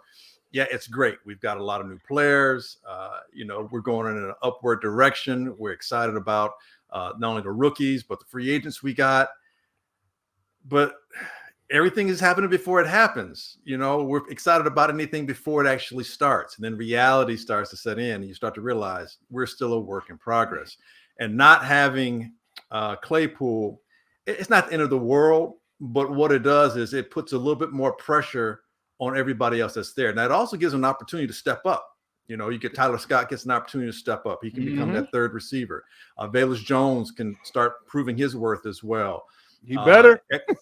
He better. And I think he will. I think he has. He's admitted that he's a lot more comfortable. He knows where to line up in the offense now. So he's getting there. Not too long ago, he was beating my guy Tyreek Stevenson deep. Now, Justin didn't hook up with him, but that was a good sign, to see that he was getting deep. He's making more catches. He's more comfortable in his own skin, and I think that's important. Confidence is everything when it comes to professional sports, in my opinion. It really is. In life. No doubt in life. But sometimes, you can fake the funk sometimes, but in pro sports, when you lose that confidence, it shows his ugly head. Just think back to Steve Sachs for the White Sox when he couldn't throw from second base to first base, or Chuck Knobloch. He couldn't throw from second base to first base. It's like, how is that even possible? Confidence, once it gets in your head, it's tough, and you could become your own worst enemy. So I don't see Velus being in that situation like he kind of was last year a little bit. So yeah, it gives everybody an opportunity. Equinemius St. Brown, this really gives him a big chance because him and Dante Pettis are kind of on the outs looking in a little bit. But that's where I get a little concerned, because when you look back last year, I think Equinemius was only catching about 55% of the passes thrown to him. And Dante was around 43% of the passes that were thrown to him he was catching. And that's concerning. And we saw that last year. A lot of times Justin's, when he got open and was able to deliver the pass, these guys were dropping the balls, crunch time, or just not making plays on the ball, or not unfurling themselves from the coverage to get open. So Claypool not being there makes that wide receiver room look a little more questionable in the sense that we don't really know outside of DJ Moore how these guys are really going to perform. Tyler's a rookie. Velus is coming off of an uninspired first year, and Equanimeous and Dante, this may be the second to last team in the NFL if it doesn't work here. So now all of a sudden we look at the tight ends. It's like, okay, Cole Kmet, Tunyon, we're going to need you guys to step up. Running backs, you guys get your hands ready because the ball's going to be coming your way. So am I excited? Of course. It's right before football begins. Am I a little concerned because of the PUP list situation? Potentially. And that's no guarantee that if he wasn't on the PUP list, that Claypool was going to be that guy we need him to be anyway. It's just now it puts a little bit more of a question. So yeah, I guess that's my long answer to your short question. I'm excited too. I'm not happy, and I'm keeping an eye on it. I'm watching you, Claypool. I'm watching you, all right, because I know he was in London doing some modeling stuff, or Paris doing some modeling stuff, and then he was in Paris or London with the NFL. All right, with the NFL, cool. I mean, again, I'm never one to say, hey, don't get your money. I'm really not. Right. All right, go get it. Football is finite, and you need other avenues of revenue. And hey, I feel you, Papa. I ain't mad at you. When you're neglecting your main chick, and that's football, that's what got you the modeling stuff. That's what got you famous. That's what got you, in those circles. Yeah. I was very unhappy with, the first couple of workouts. I didn't see Chase Claypool there. It was DJ Moore. It was Darnell Mooney. It was Cole Kmet. Tanya, those guys were there, but Chase Claypool wasn't, and I was a little annoyed with that. Like, look, right, okay, Yves Saint Laurent's great and everything, but Justin Fields is a little better. He's a little more important. And then now he comes this. So they said it was just soft tissue. Okay, he has till week 1 to play. Because if he has to miss, if he's on a PUP list week 1, then he's got to miss the first 6 weeks. I don't think it'll come to that. Do you think they're being just cautious? It said he got hurt they were down in Miami South Florida with Justin, and he was a little sore. Do you think it's going to be it's a lot to do about nothing, or do you think it's something worse and they're just kind of trying to suppress it? It's an enigma. In my opinion, which is what you asked. Initially, I thought it was just being cautious. It was about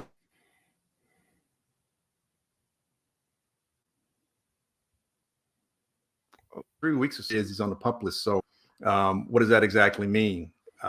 Is it plantar fasciitis? Is it a heel situation? Is it hamstring? Is it, what is it? And the fact that they're not saying exactly what it is makes me wonder, because I mean, like there's no game, so it's not like you're going to fool anybody. It's not like him being there or not being there is going to change anybody's game plan. So why can't you just say specifically what the soft tissue is? And I know, medical, if you ask me for my medical, your medical, it's none of your business, but this is professional football. I mean, it's there's gambling going on, damn it. I got to know who I got to bet on. I need to know. Right. And football's always pretty much been that sport that's been really specific about it. Hockey, you'll get lower body, upper body. But football has always been pretty specific. And the fact that it's just, you're saying soft tissue, is it soft tissue in his feet, his legs, his arms? Is it a brain thing? I mean, it's soft tissue up there too. So what does that mean? So, being on the PUP list, not a big deal right now. You look back last year, you had a guy like Marcus Peters on the Ravens and Ronnie Stanley starting tackle, Peters starting cornerback for the Ravens on the PUP list. Jalen Ramsey for the Rams was on the PUP list last year. Shaq Leonard was on the PUP list, and he didn't, he was off and on last year. So again, it doesn't necessarily mean anything, especially right now, right before you still got a 90-man plus roster, not a big deal. I believe when it gets down to 80, they have to decide whether or not they want to put you on the reserve PUP list. And if you're on the reserve PUP list, when it gets down to 80, it doesn't count against your roster at all. So you can have like 6 guys on the PUP list and have 86 guys on your team, but only 80 guys are actually showing on the roster, and the 6 other guys are on the PUP list, doesn't count against your roster. Now, when it gets down to 53, that's when we need, as fans, to become a little bit more concerned, because as you mentioned, if it gets down to 53 and they put him on the reserve PUP list, I'm not sure if they changed it, but I believe it's 4. He definitely set out 4 games. It may be up to 6, but I think he has to set out at least 4 games, and then after he's taken off the PUP list, he has, I believe, 21 days or 3 weeks, basically 21 days, to get on that 53-man roster. And if he doesn't at that point, then he's on a PUP list for the entire rest of the season. So I guess all that to say, mid-August, by the second game of preseason, if we're not hearing news that he's going to be on the field soon, then it becomes concerning, more so for Claypool, because the big issue last year when he got here last year was getting acclimated, not just to the system, but also to his quarterback. Right. And we're still not seeing that, so that puts him behind the 8 ball. That puts the team in a situation. Because look, man, when you go out there, if you're starting him, 6'5", 6'4", however, tall he is, and you've got DJ's decent size, Equinemius, good size, you've got your blocking, your tight ends. I'm not telling you he's not a big blocker, but you got some bodies out there. You got some big bodies out there. You can help your running game downfield blocking is what I'm getting at. Claypool makes a big difference. He's a big, strong, athletic young man. It's a lot different having Darnell Mooney on outside blocking for you downfield than it is Claypool. Yeah. Tyler Scott, he's biting you at the kneecaps and maybe he ain't pancaking nobody. He ain't pancaking nobody. No. He's not even doing like a little soft tissue roll on anybody, nothing like that. Yeah. So no, he's not even flatbread. He's not even doing that. So yeah, that's where it gets to be a bit, and then here's the other thing, man. And I was thinking about it last night, when you talked about coming on today, I'm like, okay, wide receiver room. And then we look at our edge rushing room, and I know it's still early. I know he's just in his second draft, as our general manager. Starts to come into question his evaluation of wide receivers and edge rushers. Can he get those guys? Is he able to target those individuals and get them here? We traded a second round pick to get Claypool. Joey Porter Jr. Yeah, well, turned out to be. That's what it turned out to be.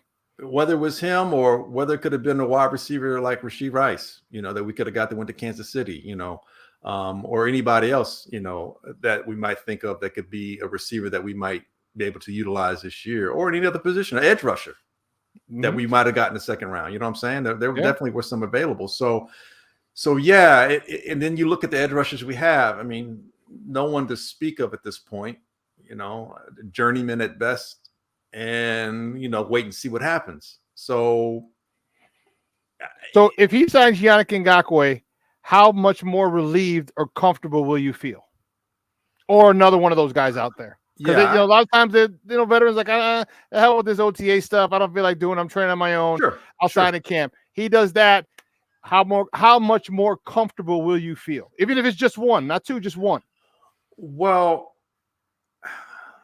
I think I'll feel better going forward for this season into next season. Okay. I think Yannick, this will be his 16th. Whatever team he signs for next will be his 16th.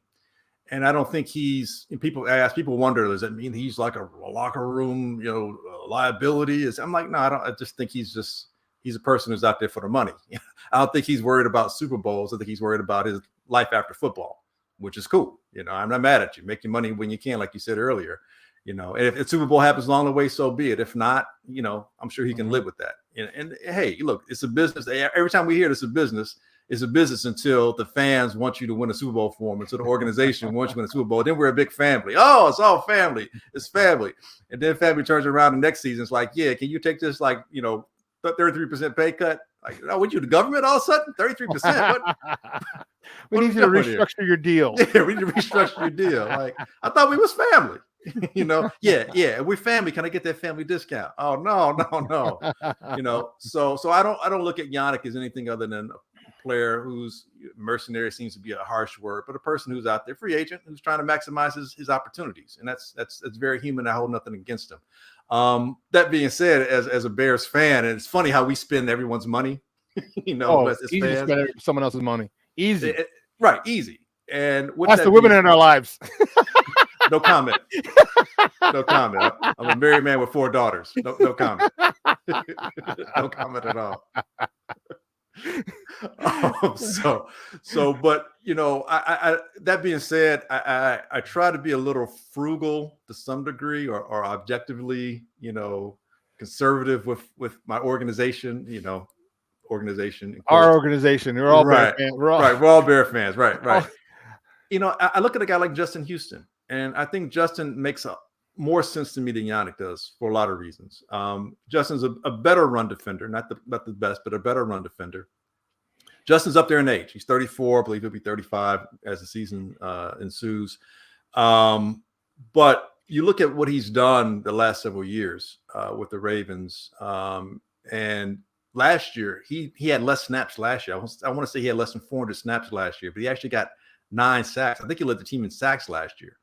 And so when you have an older player like that, being judicious with how you utilize them makes a big difference, where you can maximize, his efforts and his effectiveness when you put him in there in the right manner. And Justin, a couple of reasons why I like him, as I alluded to earlier, is that he played underneath Eberflus, and he had 2 good real seasons under Eberflus as well.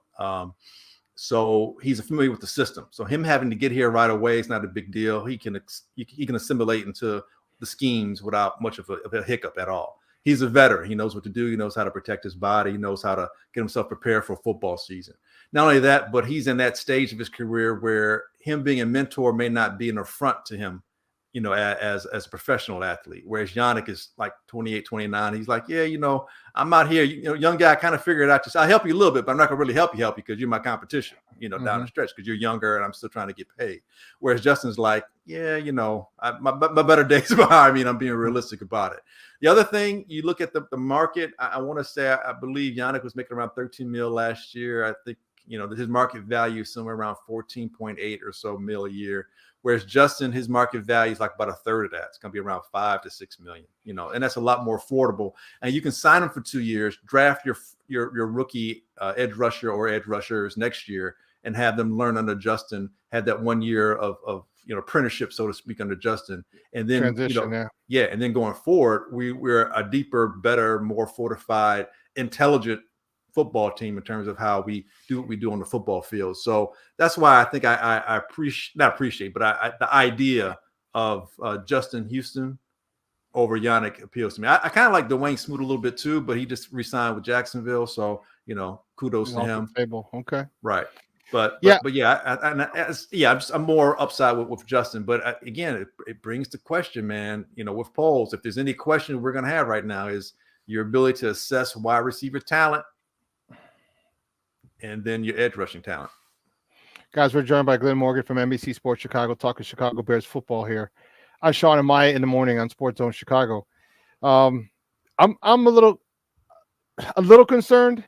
I'm waiting to see how things play out. Once second week of training camp hits and we don't have, then I'll probably be a little more concerned. I'd like to see what the guys in the team are going to do. All right, we're talking the Travis Gibsons. I know one got my Mr. Ciordi. He was, he's like, Gibson's about to break out. About a breakout, I think he's going to uptake because he had a bad year last year.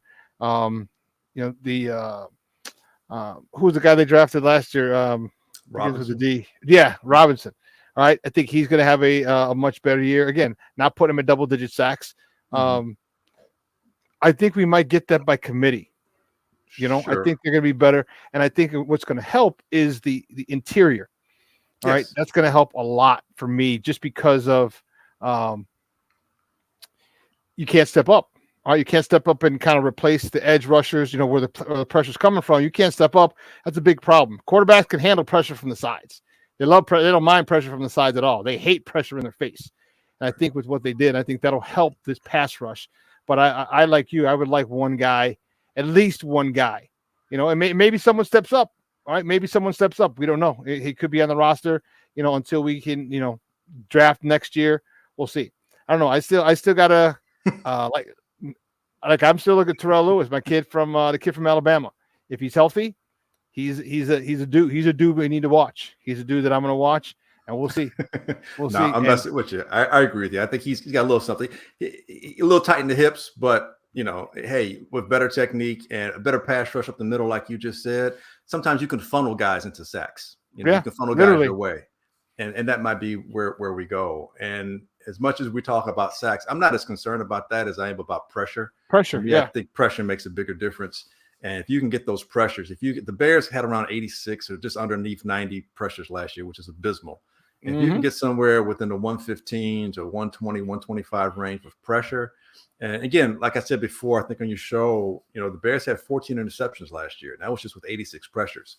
And Eberflus, when he was a DC with the Colts, he was getting I think his lowest season as a DC was 14 interceptions. His last year they had 19.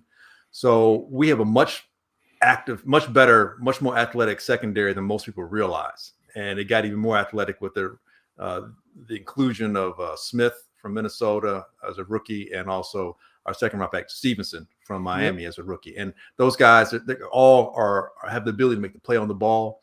And like you just said, getting that pressure up the middle. When you got long arms like Javon Dexter, you got that quickness from Zach Pickens.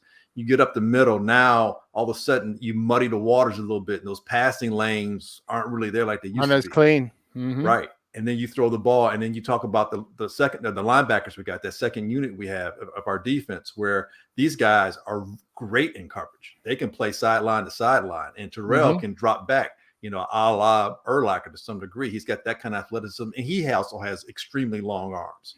So you're talking about guys who can get their arms up, deflections on the ball, and then you got ball hawks out there that can pick it and take it and go somewhere with it.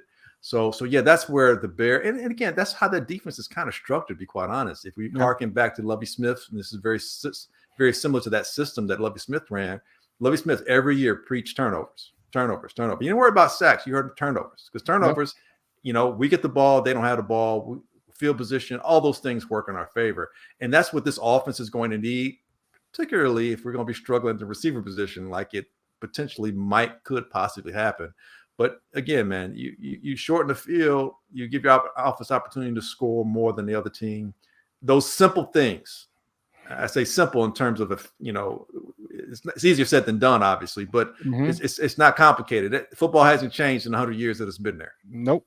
That stuff is still prevalent, still what you need to succeed. And I think that's where we'll have our success, going forward for this season, definitely.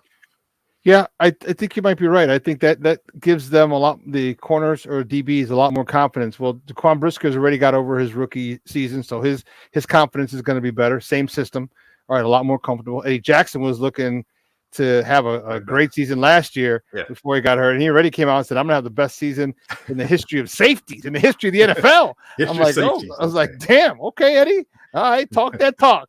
It's a little crazy. It's crazy until somebody does it. You know what I'm saying? Yeah. So this is that pressure in your face. Can you follow through? Can a quarterback follow through? He may not be able to. He may have to short arm it a little bit, not follow through, and that's all you need. All right, that's all you need as a DB, and especially if you got a guy who likes to gamble like Eddie Jackson, that might be all he needs, and we'll see. And I'm looking forward to that. I love the confidence. I think it might be a little bit unrealistic, but again, it's impossible till somebody does it. It's impossible till somebody does it. I think he's bad enough to think that he can do it. Look, man, I don't. Right, I hear you, and it's like, if you don't believe it, who will? But here's the thing, bro. You look at the schedule again. Look at the quarterbacks we're facing. You look at the AFC West. That's as tough as it gets. And that's there's 2, maybe 3 if Russell's back on his game. Obviously, Mahomes is a whole different element, and Justin Herbert is right behind him, in terms of being that type of dude at quarterback. But are you worried about Garoppolo if he's even playing by the time we play him? No. Nope. Desmond Ridder for the Atlanta Falcons. We don't play him to the end of the year. Maybe he's less of a rookie by that point in time, but he's still a young player. You look at Sam Howell, dude has played like 2 games for Washington in 2 professional games, and we get them early, in the season. So he's going to be mistake prone. And then you look at our own division. Golf, he's been known to give it up. Kirk Cousins. Hey, if you watch quarterback on NFL on Netflix, you watch Kirk Cousins on that quarterback special. Yeah. He's throwing the ball, going, "Oh no, no, damn it, no, no, move away." Right. I thought that was him. He's like Carlton Fisk. right. He's like, I thought that was my receiver who ran a curl. No, that was a defensive back who ran a route better than your receiver, apparently. And I thought my receiver changed jerseys for a second. Get out of here. Right. Went from a white jersey to a completely different dark colored jersey. So obviously he gives it up. And then, Jordan Love, I mean, I wish him all the success personally, but not when he plays us. But again, unproven, a guy who's going to be, getting acclimated in the NFL, so he's going to be prone to giving up also. And then you got Deshaun Watson, might be the only other quarterback of note, but, we've beaten a Deshaun Watson-led team before when he was with the Houston Texans. So, I mean, granted, that was a bad Houston team, but I'm just saying. But I'm just saying, it's like, Deshaun Watson, Mahomes, and Herbert are the only quarterbacks of note, really. And then to a lesser degree, you're talking Kirk Cousins and Jared Goff. I mean, nobody there is scaring you. So, yeah, man, we could definitely, and a lot of those quarterbacks, you know, they're not the most mobile cats either. Garoppolo ain't as mobile as he used to be. Mm-hmm. You know, and I think that's where the pressure up front comes in. I think that's where you know that's where it's really bothersome to quarterbacks, especially if you're not mobile. Because hey, remember Tom Brady? He's the least mobile quarterback I could think of, and he was able to step up and just slide over to the right wherever the pressure was coming from, right or left. You step up, go to the left. Step up, go to the right. But if you can't step up, that's a big problem. And I think you're right as far as pressure. And we should really be more concerned about pressure that turns into an interception, a deflection, or an incomplete pass. Yeah, right. Those are just as good because with that, now you turn it over on downs. I think this team is going to be really good up front. I'm looking forward to it. And I know I talk shit about the Lions, but I am concerned about the Lions, dude, because if we follow logic and we say, okay, well, Justin Fields is in the second year of the system. He's got new weapons. He got this and this and this. Okay. Well, then guess what? Jared Goff's in the second year of the same system. He's got more receivers coming back. A third year. Is it third already? Damn. All right. So now he's got receivers coming back. Okay. You just saw what they just did at the end of the season last year. Yeah. So Detroit is a scary team. And I it's tough for me to say that because I think Detroit's going to Detroit themselves. But right. I mean, it's possible. Well, here's the thing. Detroit's already Detroiting itself. I mean, yeah, how many guys are suspended? Right. Season. Right. You know, they spent a first-round pick on a receiver from Alabama, you know, last year's draft. Yeah. He couldn't get on the field last year till late in the season. And now he can't get on the field because he's suspended. And you look, they got rid of Swift and Jamal Williams. And Williams kind of for 17 touchdowns. And Swift was a versatile back. I know he had his injury issues, but he was still more explosive than David Montgomery. You know, we talked about it before. Montgomery is not an explosive back. No. He's not the guy that's moving the pile. And he's not 6'1", 230 moving a pile, getting you touchdowns in the red zone. He's just not that. He hasn't been that kind of guy in his career. And yeah, the line's a little bit better, so that should help. But he's still not explosive. They can't help that. And Jamar Gibbs is a rookie, you know. So how effective is he going to be? And Jared Goff, for him to be effective, he needs to have a running game. So he's a play action quarterback. So if that running game's not working, is my point. That running game struggles is not working. Then that offense that was prolific and went 8-2 down the stretch last year, they're going to struggle. And Detroit may very well end up Detroiting themselves. I'm hoping and praying, man. I really am, because I just don't – I hate for them, but also it's their mentality too. That's the thing that I think that concerns me the most with that team. Everybody's all in. Everybody's all in. You know, how many times were people laughing at Dan Campbell when he talked about biting kneecaps and all this other stuff? Like, this guy's a nuts, yeah. And then they go 10-2. Like, oh shit. Okay. They've been biting a lot of kneecaps apparently. So his culture, and that's the main reason I love about our Bears is the culture that Eberflus and even to an extent Ryan Poles. I said Pace. Pardon me. 10 lashes for that one. That's horrible. Ryan Poles. Stop cursing at us like that, man. Swear. that he instilled, and the culture is so important. And so Detroit's going to be a couple of tough games against those guys this year. Minnesota, your thoughts on that? We'll talk a little bit about the division since we started with Detroit. Sure. You know, I know you got Justin Jefferson. He's a stud. Yes. Right? There's no ifs, ands, or buts about it. But they let go of Dalvin Cook. You know, they have to worry about when it comes to Minnesota. I mean, you can bracket Justin Jefferson. All right. No, not really. You got Hawkinson. You can bracket him a little bit. Okay. Hawkinson's a problem. He's a problem. The tight end? He's a problem.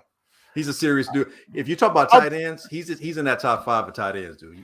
Kelsey, Kittle, Hawkinson is that 5th guy before you get out of the top 5. He's in that top 5. The one thing that I like that we have, and I hope he doesn't get suspended, but I like Mr.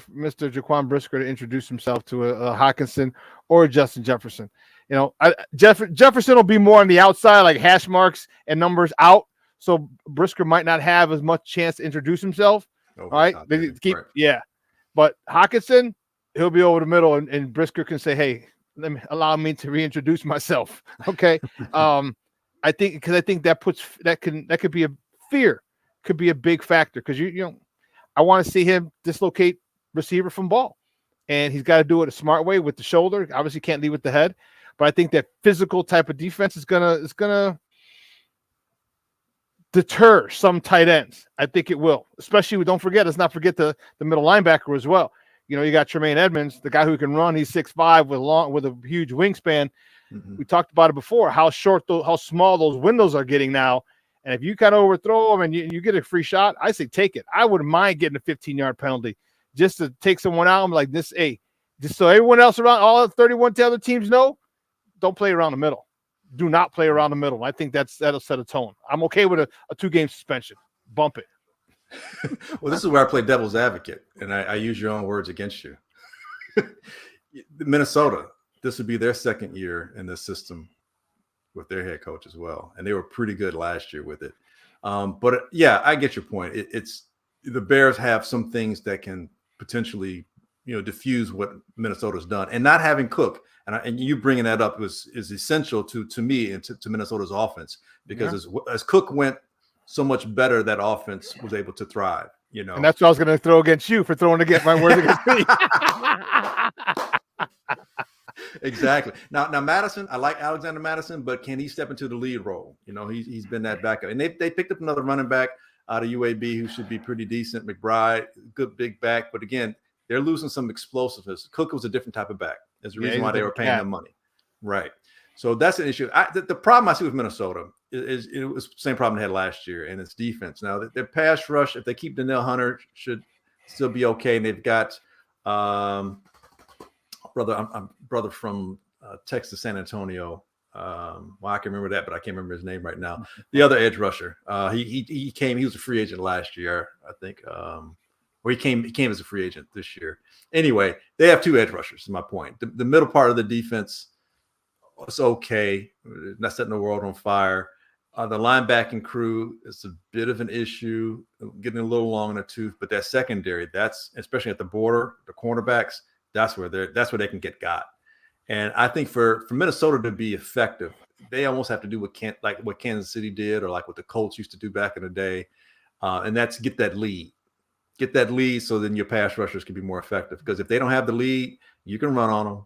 And if you can run on them, you can play action, and those cornerbacks are going to be susceptible. So like when the Bears play them, Bears keep that game close, I feel better about the Bears down the stretch, because I feel better about Justin being able to make special plays more so than Kirk Cousins. Kirk Cousins has his moment. Kirk Cousins, to me, he's a faucet, man. He's hot or cold. He's on or off. When he's hot, he throws some darts. I mean, he throws some really nice passes. And when he's cold, it's like, dude, thank you for this gift. Thank you for that gift. Christmas keeps early. on giving. Yeah, Christmas early. So we call him Mr. Herpes. Is that what we call him? I digress. That will be stricken from the record. Editor. So yeah, man. So Minnesota, they're not going to win 11 close games like they did last year. It's just not going to. That almost never ever happens in any level football, college or professional. So I expect them to be closer to 500 than they were last year. Just a matter of if we're better than them. But yeah, man, this division can be won by anybody. It really can.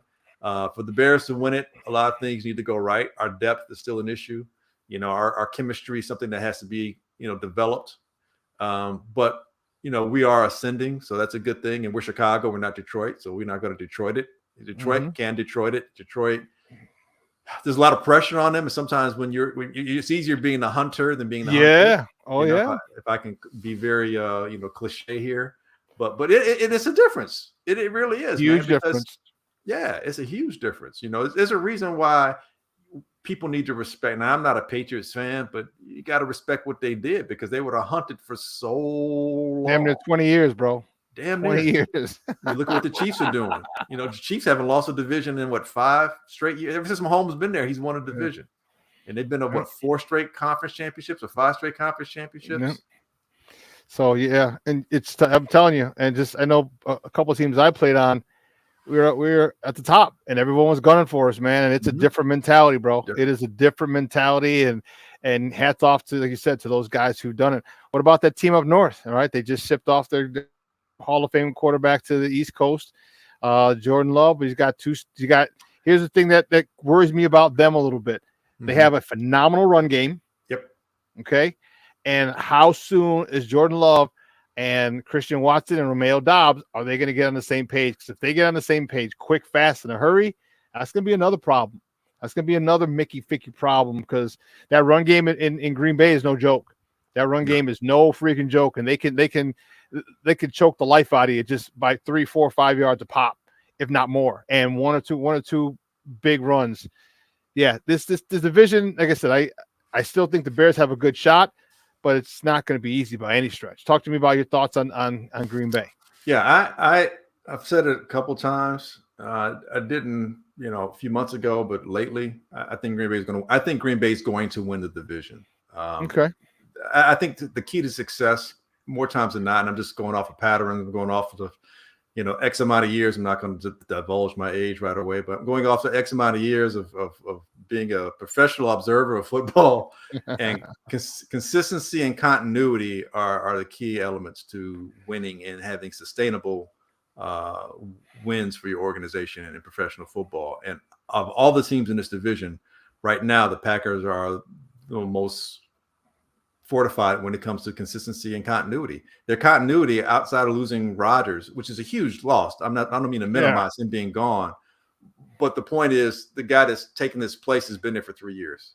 The guy that's taken this place knows the system forward and backwards. The guy taking this place knows his teammates. The guy taking this place is in an organization that's done the exact same thing when Rodgers. Is this like from the same thing that you said like 15 years ago, 16 years ago, sat behind 3 seasons? Exactly. Sat behind a Hall of Famer? Oh, exactly. Oh, right. So I'm not saying Jordan Love is going to be those guys. He better not be. That'll be 45 years, damn it. 45 years of this. Well, even Aaron struggled his first year, taking over the reins. So there's that adjustment period to play in real speed. So we better get him now. Let's go adjustment period. But here's the thing. We didn't have anybody to really counter that. We didn't have consistency and continuity at the quarterback position. Yeah. We didn't have it at the coaching position. We had Lovey. And think about that. When we were beating Green Bay a little more regularly, Lovey was our coach.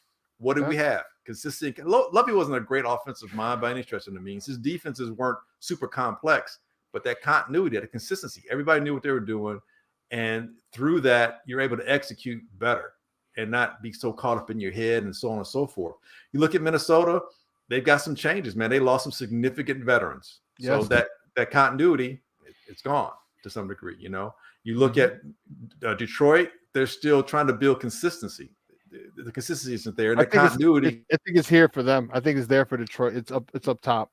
No doubt. But that consistency hasn't developed yet. It's not there. There's no evidence of them being a consistent team yet. So even empirically speaking, there's no consistency. There's nothing to show. There's no proof to show that they're a team that has been consistent yet. Green Bay's been consistent. They had an off year last year, but they've been consistent.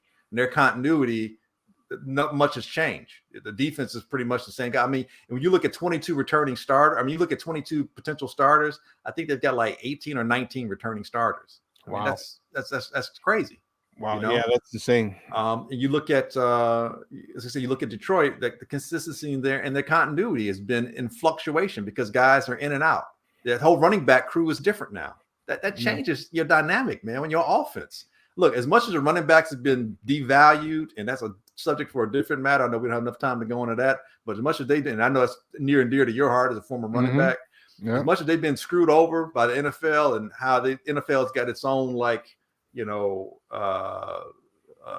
what's the word when they've got their own salary cap within their own salary cap, because you playing by positions. Like, what is that? No other professional organization, basketball, baseball, hockey, they don't pay you just by your position. They pay the best player on the team, regardless of what the position might be. Football does it differently. But anyway, I digress. You look at Green Bay, that whole running back situation is different now. It's going to take them time to figure out how to do what to do to make it do what it needs to do. So that's some continuity and consistency that they've got to figure out. So yeah, man. I mean, in the Bears, obviously our whole defense is pretty much new, and that's out for the secondary. And then Tyreek's probably going to start. I believe Tyreek Stevenson's going to start, but that's a new corner. That the linebacking crew is basically new, and the front four, might be 2 guys, but it's in fluctuation. And offensive line has been reworked, and our wide receiver room, as we began this episode, that's in fluctuation right now. That's still unknown. The running back situation is probably the best, and our quarterback is still unproven in terms of being the quarterback that everyone hopes he eventually will turn into. So yeah, man. Look at Green Bay. I'm like, yeah, man. What did Green Bay not do this year? They did not draft a quarterback in the first round. They did not draft a quarterback in the second or the third round. They re-signed their guy. They extended, not re-signed, but they extended his contract. So that should let you know right then and there, like, okay, they know they know who they are. They know what to do. Minnesota knows who they are on offense. Defense is still an issue. Detroit, they think they know who they are. The Bears, we got a lot to figure out about who we are. So Green Bay, to me right now, looks like the team that's the most consistent team with less continuity issues going forward. So yeah, I picked them to win the division. Wow. Very, very interesting. Okay. Well, look, I am fired up, man. I'm usually I wear a house music shirt on Monday, house music Monday. Today I'm like, I'll bump that. Until I get my guy, I'm gonna have my guy create this logo, the Bears logo with some earphones on, and it'll say house head underneath. So I'll get on him to make that. Because he made a White Sox one, he made a Cubs one, and he needs to make a Bull one too, Chicago Bulls one too, and that'd be dope. But yeah, that's why I'm wearing this, because I'm fired up. I'm excited about tomorrow. I know they're just checking in and reporting to camp, but man, it is here. Football season is officially here. I mean, it already started. Some teams have already reported. The Jets have been out there. Did you see their new unis? They're going back to Broadway Joe's unis. They're going back to the white jammies. I was like, oh snap! I was like, okay. That's fine. Yeah, I didn't see those, but yeah, that's cool. I mean, everyone's got the new white unis. Even Cleveland Browns have a uniform that's very similar to that, with the white helmet. Did you hear about the Tennessee Titans? They're going back to this a couple times this year. The Houston Oilers. I love those colors. I was a big Houston Oilers fan. Yeah. I love obviously Earl Campbell growing up in my day. I loved him. Our day, I should say. I loved him. I think it's cool. Just to, we know it's a money gig and a money grab. They want us to go. They want Houston fans to go buy those Oilers. But I just think those unis are tight, and I love them. So yeah, love your blue back in the day. Yeah. Hey, well, listen, awesome stuff, man. I appreciate it, Glenn. Do me a big favor, though. Let everyone know where they can find you and your work online and on TV. Oh yeah, man, most definitely. You can listen to me and my guys on Easy Smoking the GM podcast on any platform. And as far as on TV, catch me on Football Night in Chicago from time to time. And cross my fingers when I get on the Understutter podcast as well, NBC Sports Chicago. Hey, hit your boy up on YouTube. Type in GLYNN Morgan. I'm Googleable. So, you're Googleable. Look at him. Googleable. And you gotta let me know. We gotta set up a date for your podcast. I know to get on your podcast, and we'll talk. We'll chop it up again, man. Just anytime I get a chance to talk football, dude, I love it. Right now, summertime. We usually take a bit of a break, but like you said, football is right around the corner, baby. So man, I'm fired up. I'm fired. I was at Taco Tamale Fest this weekend. A couple of my guys were DJing, house music DJs. They were jamming. Man, I had a blast. So summertime shies. Football season is coming to an end. Festival season is coming to an end. We got about a month left. But hey, as it's winding down festival season, football season's winding up. It's gearing up, and I like it. So, hey, great stuff, man. We will talk soon. Thanks a lot, Papa. I appreciate you, Shawn. Holla at you, bro. All right, good. Bye. Peace. Guy, that's Glenn Morgan from NBC Sports Chicago. Talking Bears football got me fired up. Ooh, Charlie. I can't wait. I want to be in and just shake their hand. Good stuff. Good stuff. Good year. Have a good year, boy. You're going to have a good year. You're going to have a good year. Just stand at the gate. Roll on your window. Roll on your window. Hey, good year. Good year. Have a good year. Ejax. Good year. Ejax. Fields. JF QB1. Good year. DJ Moore. You remember me? I was at your camp. Remember? You remember me, don't you? Oh, man. Isaiah Ford, the wide receiver Band-Aid until Claypool comes off the pup. I'm still concerned with Claypool. I'm getting an eerie feeling about him. All right. I don't like it. I don't like it one bit. We have some video, some footage of him, catching balls, practicing. He was out there and saw guys. Okay. All right, that's cool. There's just something about him. It's not concrete. I can't put my finger on it. I can't. It's one of those things, those instinctual things that has me nervous about Claypool. And trust me, I don't think our season's going down the drain if he doesn't play. I think it's, as Glenn talked about, it's a great chance for Velus Jones to step up. It's a great chance for Tyler Scott to get some time and contribute as a rookie. Okay. I think this would be the smart move, Cornelius. That would be the smart move.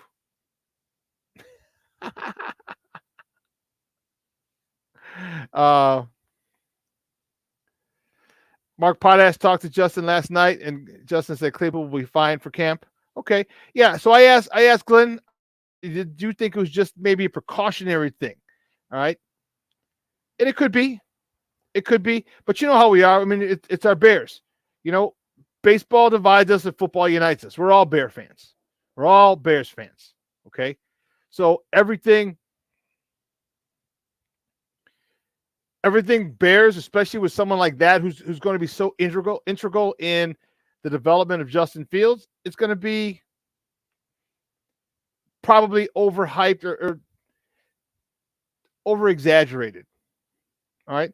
We're going to get too high on one thing, too low on another thing. It is frustrating. It's frustrating. But I think if we sit back and take a broader view,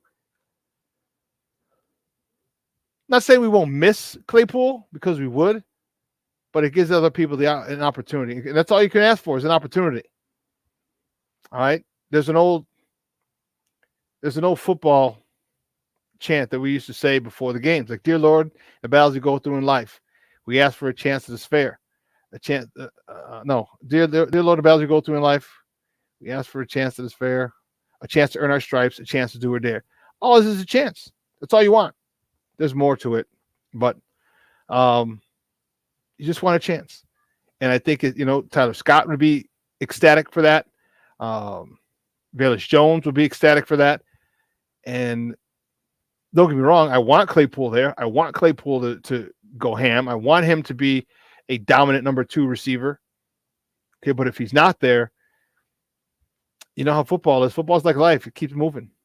It keeps moving. You ain't got time to sit and wait and complain and cry and bitch and moan like, "Oh, he's not here. Oh my God. Oh no." Next man up. Next man up. It provides opportunity. All right. And if you don't think it does, ask Drew Bledsoe. Ask Drew Bledsoe. Ask Tom Brady, Drew Bledsoe. How stay ready so you ain't got to get ready. All right. So we'll see. We'll see. But football season's here. I'm fired up about it. I know you guys are fired up about it. And man. Don't worry about it, dude.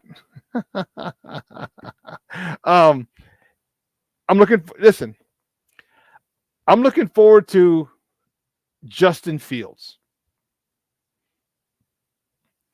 There is an air of extreme confidence, and I don't think it's near conceit. There's an air of extreme confidence that I'm seeing and I'm feeling from this guy. All right. He's a leader. All right. He had guys, I know it was twisting guys' arms. Listen, you got to come to South Florida to work out. Sorry. You got to come to South Florida. Guys are kicking and screaming, getting on their private jets. I got to go to South Florida. Damn it. But the fact that he had people there, all right, DJ Moore, Chase Claypool, Darnell Mooney, Cole Kmet, okay, Tunyon. I'm not sure if Scott was there. I want to say he was, but I'd have to double check. That says a lot. That says a lot about the belief that this, for one, it says a lot about him as a young man, as a leader, not in football, as a leader, but also as the quarterback of this team. And it says a lot about the receivers and guys who were there that want to get better. Justin Fields is going to have a good year. Okay, the confidence that he's oozing, I've seen it before. I've seen it. I think Justin Fields has the confidence that is going to take this team into the playoffs and maybe a deep run into the playoffs. I think in a perfect world, their ceiling is the NFC Championship game. But I mean, hell, if you get there, anything can happen. But I think their ceiling is the NFC Championship game. All right? He's just so confident in his abilities. And why wouldn't he be? Why wouldn't he be? Look at the things he's done. Look at the passes he's thrown. Look at the completions. This guy has done it all every year. I mean, every level, from high school to college. Just hasn't been consistent here because he's usually had to run for his life. Watch Justin Fields this year. I know it's a silly statement, but an obvious statement. What I'm saying is just what there's a level. He has that look. To borrow a phrase from our rest in peace, one of the greatest, my favorite male artist, Prince. You got that look. Justin Fields has that look of a dude. He's got that Kobe mentality, that Mamba mentality, that Jordan mentality. But he's not talking a lot. He don't talk a lot. It's time to put up. Time for talking's over. I think it's going to be fun. And with this defense, yes, Brandon Schutz, good morning, Papa. How are you? I appreciate you tuning in. Nomad, thank you, Papa, for tuning in. Dude, you got to send me a reminder, bro, for Sundays. We have to say Monday, right? Yeah. God. Send me a reminder, bro, and I can hop on the broadcast, your show. I would love to do that. All right, don't forget. Send me a reminder because I get busy. Last night I was just working on some other stuff. But yes, Brandon, tomorrow is my birthday. In addition to my birthday, it's also Armando's birthday as well. Yeah, I did have a good weekend. Real quick before we wrap this up. I love Chicago. I love my festivals. Love them. House music all night long. Say what? House music all night long. These jokers got to do some shit. They got to do something. Because I paid. I was at the Taco Tamale Fest. I was starving, which is probably why I didn't tell her to go fuck herself. The lady.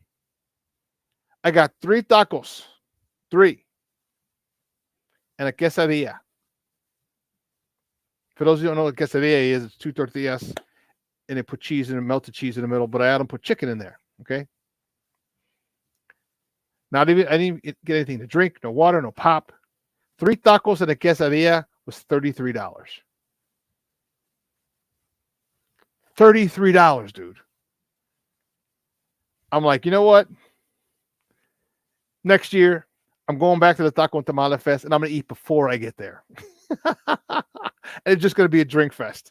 Bump that. $33 for 3 tacos and a quesadilla. Like, how much were the tacos? Like $7? And a quesadilla, what, 12? And they didn't have the prices up there either, and that pissed me off. I should have went to the place that had the prices where tacos were only $5. But I digress. It's going to be fun this year. All right, we're going to talk about it on Wednesday. The Bears will have reported. Yeah, but where do you go? Do you go downtown? It's $30,000. I think $30.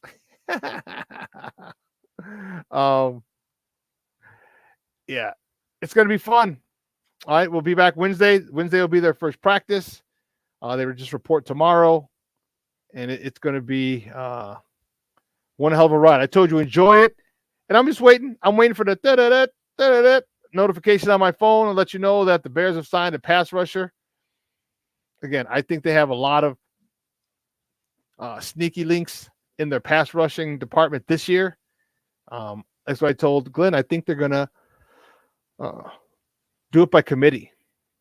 All right, if they don't sign, if they do sign a pass rush, I think you're going to do it by committee. And I think the biggest issue or the biggest thing that's going to help them is the improved interior lineman. That's going to be huge. All right, you can't step up. It's going to be a long day at the office if you can't step up as a quarterback. And you're going to have to let the ball go early. You're not going to be able to follow through, which will make that ball get there with not as much zip as you want. Maybe a half a second later, maybe a few yards shorter, maybe not exactly the right control you have on it, accuracy. So we'll see. It's going to be fun. But hey, guys, can't believe it. 2 hours is come and gone. I want to thank my guests, Evan Altman, for coming on and talking Cubs baseball with your boy. And then we just got off with Glenn Morgan from NBC Sports Chicago, talking Bears football. I want to thank you guys. This chat was live as always. I appreciate it. Nomad, great stuff, Papa. I appreciate it. And again, dude, text me, let me know, man. I'll be love to come on. Brandon Schutz, Mr. Shorty back in town, baby. Shorty, great to have you tune in again. Luis Mejia, he's in the building. Thank you for tuning in and contributing. Obviously, a lot of the regulars, Armando, my guy Junior. All right, Shawn. All right. Jason was on, Jason Palmer, Cornelius, and everybody else. I hope I got everybody. I'm probably missed some people, but I appreciate it. We're gonna take a little break, and we'll see you on Wednesday. Same bat time, same bat channel, 9 a.m. to 11 Central Standard Time. So, for my executive producer Elliot Baez, my social media guy Clarence Council III, and my co-host Adam Sencha-Maya, and my guy Steve Weekly for getting all my clips together. Guys, I'm your boy, the SuperBack Shawn Sierra, at 12:15. Okay, at 12:15 or 12 should be 12 o'clock. I will try to move that up. Second City Sports is here on Monday with Lakina McGee and Sydney Brown. So make sure you're tuned into them, and then I'm going to replay this show at 3. All right, 3 or 4. 3 o'clock, 3 to 5, and at 6 o'clock tonight. They're back, baby. They are back. What's Up, Cuz is back with Jason and Lance. So make sure you tune in. Busy Monday night here on Sports Zone Chicago. So you'll have that. You'll have a replay of this show at 3 o'clock, 3 to 5, and then 6 to 8 is What's Up, Cuz. Then I'm going to replay again Second City Sports starting at 8 o'clock. So we'll have. If you missed any shows on Sports Zone Chicago, you can check it all out. All right, folks, I am out of here. Guys, you have a great day. Weather's going to be nice. Get out there, enjoy it. Enjoy it. Summertime shy. It's coming to an end soon. Not here yet, but it's coming to an end. Your boy, the SuperBack. I'm out.